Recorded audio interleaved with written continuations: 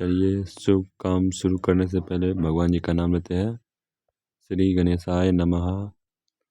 एक मोटिवेशन के साथ लग चुकी है तलब जीत की, अब खुद को आग में झोंक देंगे। ठोकरें कहती है मारा जाएगा, हौसले कहते हैं देख लेंगे।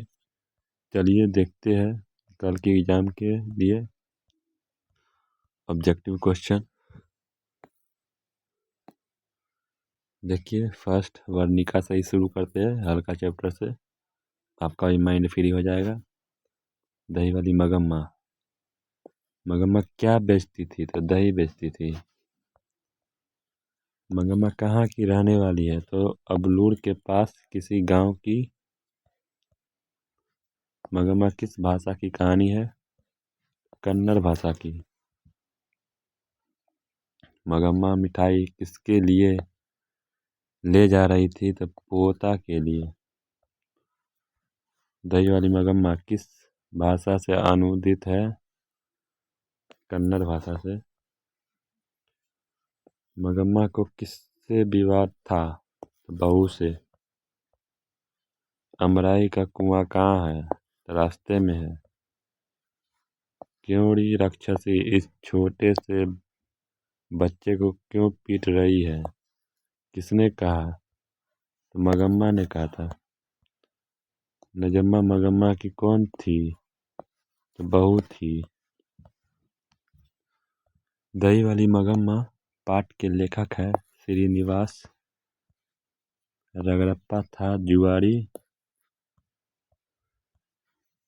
बी आर नारायण ने किस कहानी का अनुवाद किया? तो दही वाली मगम्मा का। मगम्मा की बहू का क्या नाम है? नजम्मा। श्रीनिवास जी का जन्म कहाँ हुआ था?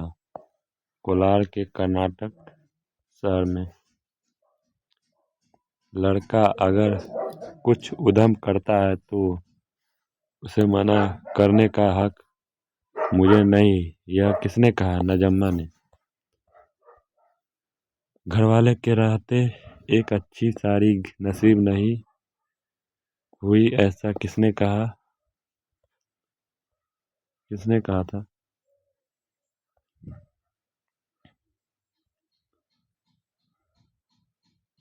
मगम्मा ने कि नजम्मा ने कहा था? नजम्मा। दही वाली मगम्मा शीर्षक कहानी में रास्ते में क्या है? अमराई का कुआं है।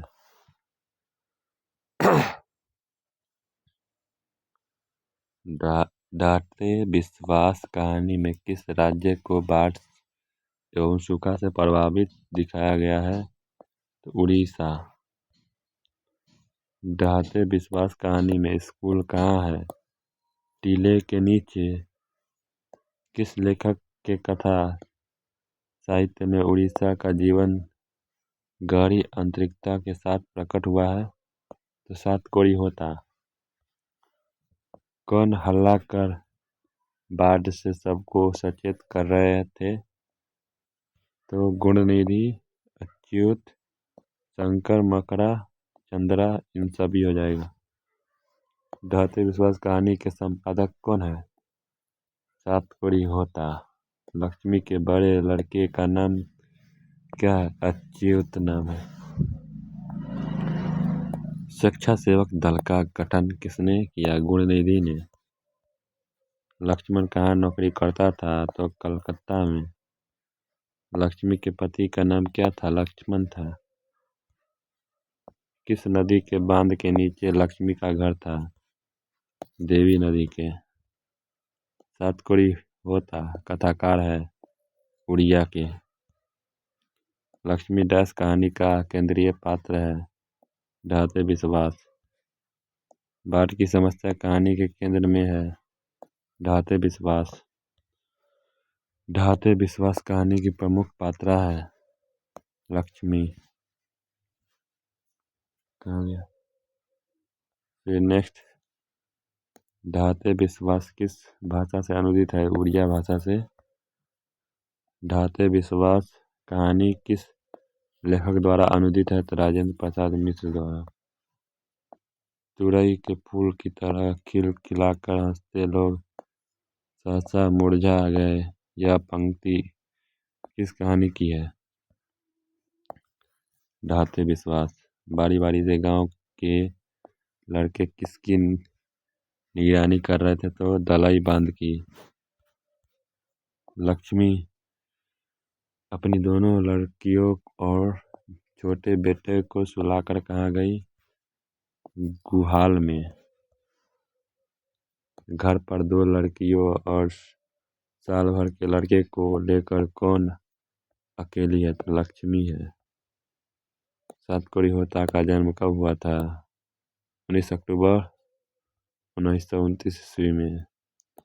हल किराए पर लेकर बीघे भर जमीन में खेती कौन करवाई थी? तो लक्ष्मी ने। ये देखिए माँ चैप्टर का ऑब्जेक्टिव। कौन सा कहानी माँ के लिए आराध्य देव बन गया था? अगहन का। मंगू की प्राकृतिक मौत को माँ क्या मानती थी? छुटकारा। काला पानी किसका लोकप्रिय उपन्यास है? ईश्वर पेटलीकर का। अंदर किसी को देखने जाने का नियम नहीं है, यह किसने कहा? तो मेट्रन ने। मंगू को भर्ती करने के लिए माँ ने किसे पत्र लिखकर बुलवाया? बड़े पुत्र को। मंगू की बड़ी बहन का क्या नाम था? तो कम्मू नाम था। ईश्वर पेटलीकर किस भाषा के कथाकार है? गुजराती भाषा के। जन्म से ही पागल है। मंगू मंगू मंगू जन्म से ही क्या था? तो पागल था। मंगू के अलावा उसकी माँ को कितनी संतानें थी? तो 3। माँ कहानी किस लेखक द्वारा रचित है? तो ईश्वर पेटलीकर द्वारा। मंगू की माँ की कितनी संतानें थी? तो 4। मंगू की माँ अस्पताल के लिए किसकी उपमा देती है? गौशाला की। कृपया आप लोग चैनल पर नए हो तो सब्सक्राइब कर दीजिएगा। फिर नेक्स्ट लेक्चर 7:30 बजे आ जाएगा, आप लोग देख लीजिएगा। पेपर लीक वाला पेपर लीक आएगा 7:30 बजे में। ईश्वर पेटलीकर कहाँ के लोकप्रिय कथाकार है? गुजरात के। मंगू कब से पागल है? जन्म से। पागलों के अस्पताल में उपद्रवी मरीजों को कैसे रखा जाता था? कमरे में बंद कर। मंगू को अस्पताल में भर्ती करने के लिए माँ के पुत्र ने किसका ऑर्डर प्राप्त किया? मजिस्ट्रेट का। माँ को कितनी पुत्रियां थी? 2। रात में रोशनी जलती रहने से इसे नींद नहीं आती है, यह किसने कहा? माँ ने कहा।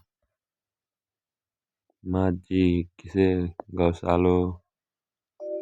गौशालाओं की उपमा देती है?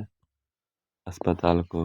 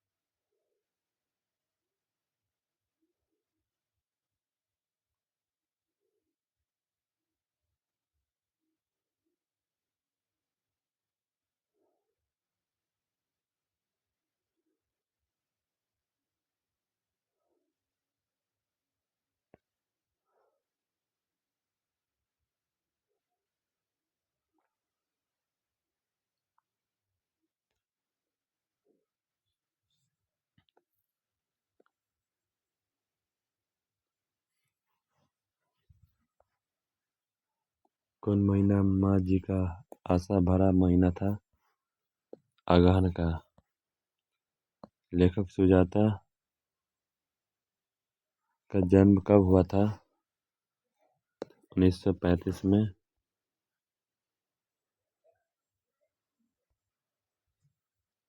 पपाती किस पर लेटी हुई थी? स्ट्रेचर पर। तुलनात्मक व्याकरण किसकी रचना है? कालदेव।